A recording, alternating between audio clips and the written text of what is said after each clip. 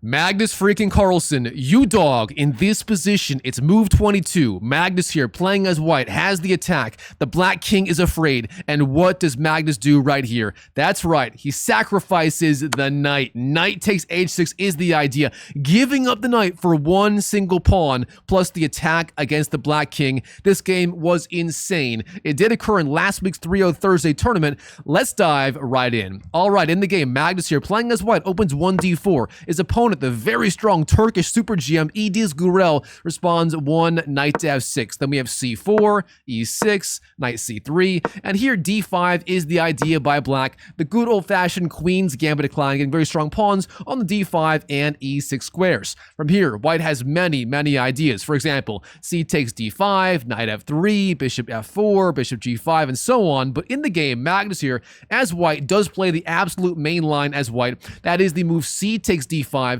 This is the exchange variation of the queen's gambit declined. Now, black here has two main responses, taking with the pawn, which is by far the main line as black. But black can also take with the knight. Knight takes d5, heading for a sort of semi-Tarrasch style opening, and that is what happens in the game. We have knight takes d5, and here, by far, the main line for white is e4, gaining space, but Magnus, as usual, tries to find a little weird wrinkle, a new sideline to play that throws opponent off guard, and he plays the move here, knight to f3. In response, black takes on c3. We have knight takes, b takes, and then c5. This is the idea. Black trying to get a big target on d4 to attack with his pawn, his knight, maybe his queen, and so on. In response, Magnus, playing it very safe in this game, at least so far, plays the move e3, getting a beautiful mini pawn triangle with the pawn on d4 being very well supported. From here, black, we have knight c6, bishop d3, bishop e7, castles, and both sides are playing very natural moves. They're playing very fast. It's already move 10, and both sides have only wasted 10 seconds so far in this game.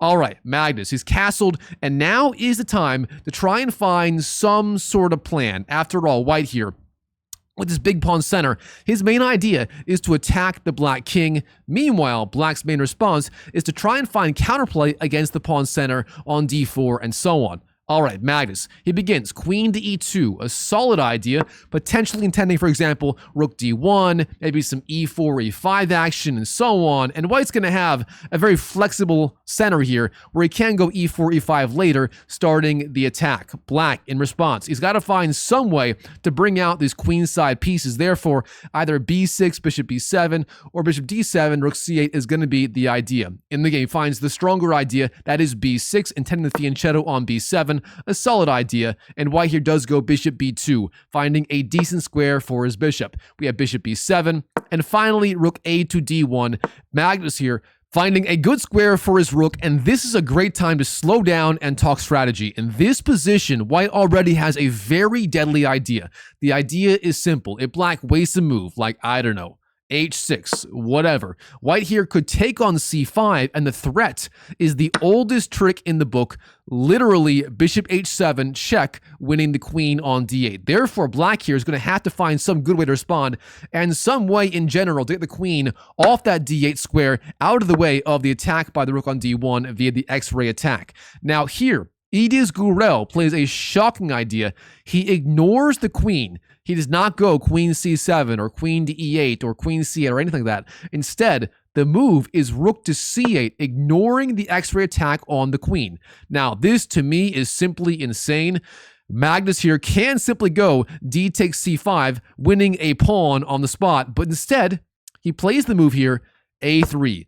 Maintaining all the tension. For whatever reason, Magnus, his brain is just so big, so overpowered in chess.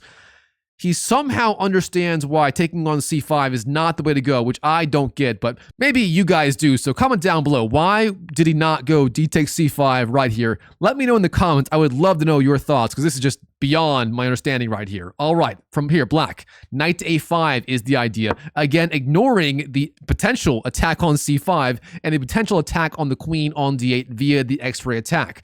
Magnus, in response, again, does not take on c5. Instead, here, the move is e4. And now this is a very aggressive idea. When white goes e4, he is abandoning the very strong stable pawn center here, and instead getting a more mobile but more vulnerable pawn center on e4 and d4. Now from here, white's main idea is to basically attack the black king at all costs. Sooner or later, he's going to want to go e5 or d5, and from there, essentially, attack the black king right away. Now black, in response, is going to have good counterplay against these weak pawns, and if white is not careful, black can maybe win one of these pawns and get a big edge in this game. All right, from here, black takes on d4. We have c takes, then c takes, and now pretty much every piece for black here is on a decent square. The knight eyeing b4, b3, and c4, the bishop eyeing e4, the rook eyeing the c file, the queen eyeing d4, and so on. Everything is pretty well placed, but black's big problem, he's got to find a decent setup to block the white attack. Now, what do you do as black here? The computer, for whatever reason, loves the idea of bishop d6. Now, instead of that, in the game, black does go h6, the idea being white, at some point, was maybe threatening knight g5 ideas, maybe some bishop h7 ideas, and so on. So h6, sort of a slow prophylactic waiting move, but this move right here was not the way to go. It just doesn't do enough, and white's going to have a bunch of ideas right here, right now, to fight for the edge in this game. Now, the strongest computer line here is simply d5. There are others. You can go d5, you can go knight e5, but in the game, Magnus here, as white, simply maintains the tension. He plays rook f to e1, a solid idea. After all, it is 3-0 Thursday, 3 minutes only for all of your moves. Therefore, you got to play fast and not overthink things. So rook f e1 makes a lot of sense. Black does the same. Rook to e8, finding a slightly better square for that rook. All right, Magnus here. A time has come to find something to do. Literally every piece here, the bishops, the knight, the queen, the rooks, everything is on a fantastic square, and therefore it's not easy to just develop. At some point you have to attack as white, especially with this mobile pawn center on d4 and e4. So what does Magnus do right here? He plays the move knight to e5, jumping in with the knight, which happens to be the strongest engine line. Now this move does many things. It frees up the queen to go to say f3 or g4, eyes f7, queen f3, attacking f7 could be one idea next like this. So white's going to have a lot of ideas here, and that knight, it is simply not easy to drive it away. For example, f6 here would not be a good idea at all. That would be strategic suicide, as those light squares would be incredibly weak there. You don't want to do that in this game. Now, instead, in the game, black here did go for the move bishop to f6, challenging that white knight, which does make a lot of sense. But Magnus here, he finds the right response instantly. He plays the move knight to g4, dropping back with that knight and eyeing both the f6 and the h6 squares. Now we're already seeing the weakness of that move h6. Yes, it does guard g5, but now the pawn is vulnerable to all kinds of attacks. Knight takes h6, queen to e3, and so on, and white here could be threatening a sacrifice as early as move 19. All right, black here, how does he defend? Well, he plays the move bishop to g5. And now this move right here is super important. If black did not play that, for example, let's say black went back to, say, e7, that already is a massive mistake, as white here can already sack the knight and get a huge attack. Therefore, black guards the bishop and h6, bishop g5 is the move. But Magnus, this guy is simply one step ahead of Ediz Gurel in this game. I mean, the Turkish GM is a great player, 32-12 online, an insane rating, but at the same time, Magnus is literally the GOAT, and he finds a GOAT idea right here. He plays the move g3. Now, at first glance, you might be saying, wait a minute, I have no idea what this move does. There's no bishop on g2. There's no bishop even close to these light squares. What is white doing here? He's weakening his king. There's no back rank mating threat here. What on earth is white doing? It's simple. White here wants to go h4, pushing back the bishop, and then potentially sack the knights. And we're going to see everything here for white works out perfectly in this game. Black plays the move queen c7, a big mistake. Instead, the computer loves the idea for some reason of f5 right here. In this position, f5 is the idea. Kind of an insane move, but that is what the engine wants black to do here. Now, instead, queen c7 played in the game. And here, Magnus, he busts out the idea to absolute perfection. He begins h4, gaining space, pushing back the bishop. Now here, according to the engine, the only way to survive the attack is to go h5, counterattacking on that knight before white can go, for example, taking on h6. Now that's insane. It leads to very messy complications. Instead, black in the game goes back to e7.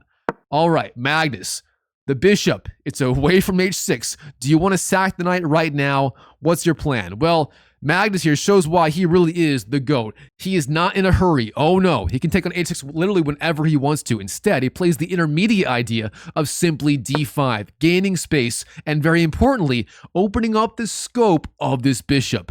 Magnus, the bishop on b2, the move that made no sense earlier in the game, has suddenly come to life, and the bishop is now maybe the strongest piece on the entire board. Black here, he sees the danger. He sees everything in the white camp closing in on these pawns. Therefore, he plays the move here, bishop to f8, retreating and defending g7 and h6. However, from here, Magnus, he busts out his 5,000 IQ chess brain. He calculates everything out to perfection. He goes into his time machine. He sees the future. He knows the attack must work. And he sacrifices, yes, the knight. Knight takes h6, giving up the knight. From here, black, his only idea is taking that knight on h6. If you go to, say, h8 with the king, you are as good as cooked. Therefore, in the game, g takes h6 is chosen. And from here, queen to g4 check hits the king on g8. Black, king to h7 is the idea, getting out of the way of the check. But from here, Magnus, he has so many ideas. Now, first of all, you would love to go queen g7 checkmate, but the problem is the black bishop on f8 controls g7. Therefore, instead, Magnus here finds the next best idea. The move is e5 check, the bishop hitting the king. The king must move, king to h8 is the idea, and now queen to e4, sliding over with the queen, eyeing h7, threatening checkmate in one move is the GOAT, the audacity of this man in this game. And Magnus here showing the idea that when you attack the black king, the castle king, all you really need is one weak point. In this case, that weak point is the square h7. You only need one square to attack, and that one square can be enough when you threaten checkmate like this. All right, black, from here, f5 is the idea, blocking the attack on h7, guarding h7 with the queen on c7, and so on, and white does take on f6 en passant. We have e takes f6, e5 for black, and now simply bishop b5 for white, eyeing the rook. And look at this, the rook has almost nowhere to go. You can't go to e7, you can't go to e6. d8 is playable, but from there, you lose the pawn on e5, and so on. Black, what can you do right here? I mean, there's not much you can do. In the game, black, queen to f7 is the idea, sliding over with the queen, guarding f6, blockading that pawn. The idea being you do not want white to go f7 at any point in this game. If white does get that move in, the bishop on b2 becomes a bona fide monster on that long diagonal. Therefore, queen f7 blocking the pawn on f6. But the problem here is black loses the exchange. Bishop takes e8 is the move. We have rook takes e8, and finally bishop takes e5. Now let's slow down here and do inventory. What the heck just happened? Magnus on move 29, I mean 7 moves earlier on move 22, he gave up the knight for the pawn on h6. However, here, 7 moves later, he has... What's the material balance here? This is just simply insane, to be honest. I mean, Magnus has what? The exchange plus the 3 pawns versus the 2 minor pieces? Magnus overall is up 2 pawns plus the ongoing attack against the black king. That is simply too much. Let's see what happens from here though. Black, knight b3. The idea being potentially knight c5. He knows this knight on the rim is very dim. Therefore, it must get back into the game immediately.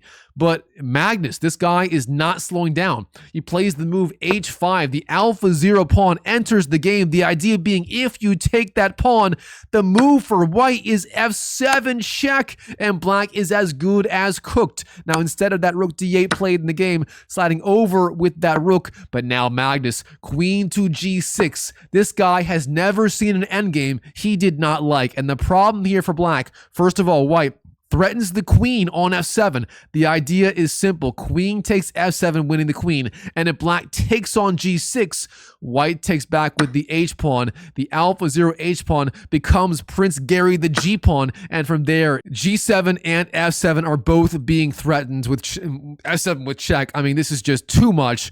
And for that reason, black, he does not take the queen. The move is rook to d7, defending the queen.